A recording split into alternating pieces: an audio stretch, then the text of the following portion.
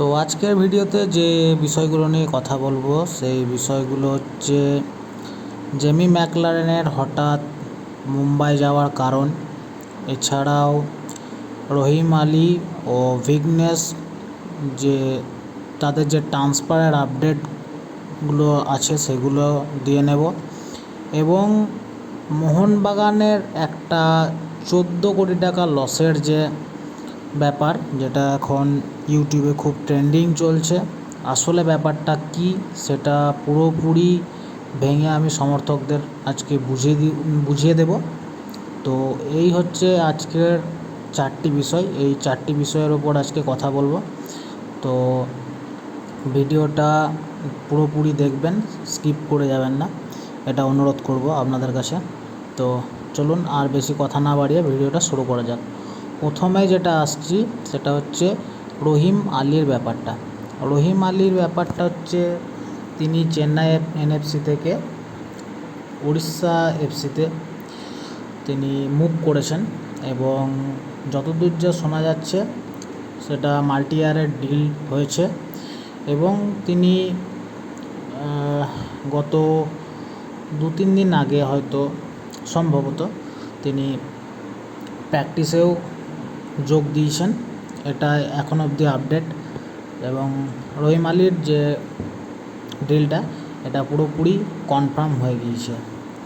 এরপর যে বিষয়টা নিয়ে কথা বলবো সেটা হচ্ছে ভিগনেশকে নিয়ে।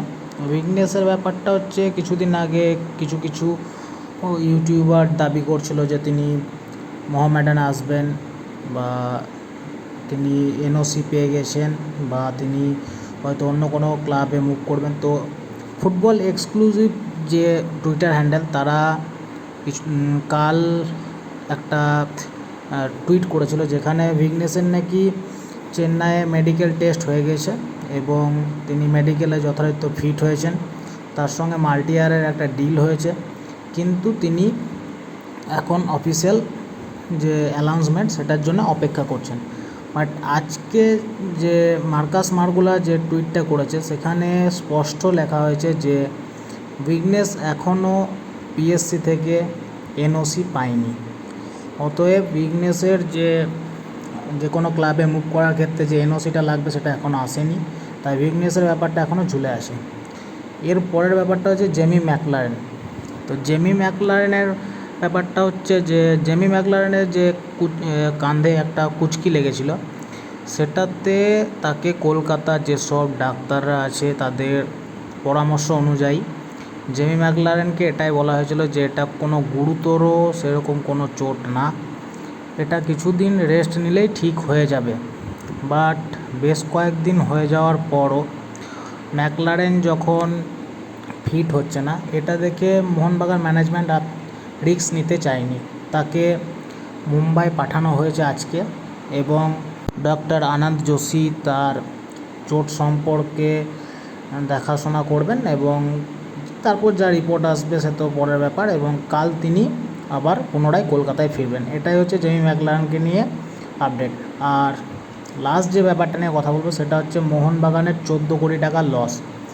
তো 14 কোটি টাকা লসের ব্যাপারটা বলতে দেখুন, 2022-23 সিজনে মোহনবাগান যে দল গঠন করেছিল সেখান থেকে সিজন শেষে মোহনবাগান আয় করেছিল 90 কোটি টাকা এবং দেখা গিয়েছিল যে দল গঠন করার পর বিভিন্ন ক্ষেত্র থেকে যে রেভিনিউটা মোহনবাগান কামিয়েছে সেখান থেকে মোহনবাগানের অ্যাটলিস্ট 5 লাখ টাকা মতো লস হয়েছে।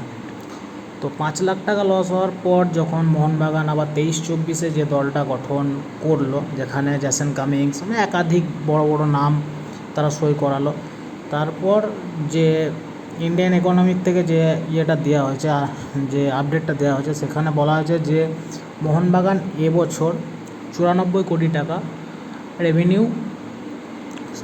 ইনকাম করেছে। তো সেখান থেকে দেখা গেলে 94 কোটি টাকা মানে আরও বেড়েছে ইনকাম, তো তার মানে নিশ্চয়ই মোহনবাগান প্রফিটে আছে। বাট না, মোহনবাগান যে দল গঠন করেছিল সেটা প্রায় 108 কোটির কাছাকাছি, সেখান থেকে দেখলে 94 কোটি যদি বাদ দেওয়া হয় তাহলে 14 কোটি টাকা তারা লসে আছে।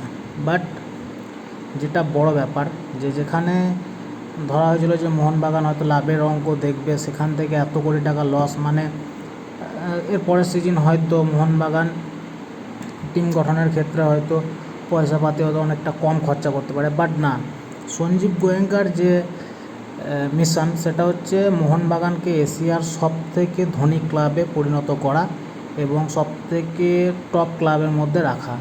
যার জন্য আমি আমাদের মোহনবাগান জনতাকে একটা কথাই বলবো যে দেখুন, যে বা যারা যেসব ইউটিউবার বলছে যে এই মোহনবাগানের 14 কোটি টাকা লস হওয়া মানে বিশাল ক্ষতি, আমি বলবো মানে আমি আপনাদেরকে আশ্বস্ত করতে পারি যে মোহনবাগান এই 14 কোটি টাকা লসের যে ব্যাপারটা, এটাকে নিয়ে খুব একটা মাথা ঘামাচ্ছে না। মোহনবাগানের ভিশন এখন একটাই, সেটা এশিয়ার টপ ক্লাব হয়ে দেখানো, যেটা সঞ্জীব গোয়েঙ্কা দিবারাত্রি এই স্বপ্নটা দেখে আসছেন এবং আমার মনে হয় তিনি আরও বড় ইনভেস্টমেন্ট করবেন। এই 14 কোটি টাকার লসটা কোনো ব্যাপার না।